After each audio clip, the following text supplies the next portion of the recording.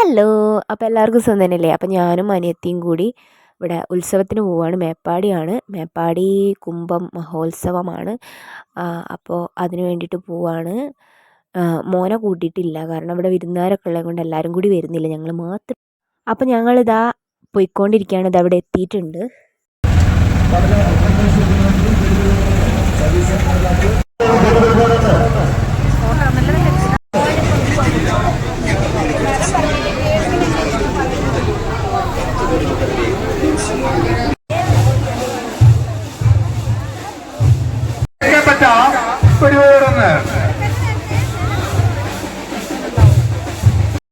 അപ്പം ഞങ്ങൾ അമ്പലത്തിലേക്ക് തൊഴാൻ വേണ്ടി കയറും കേട്ടോ.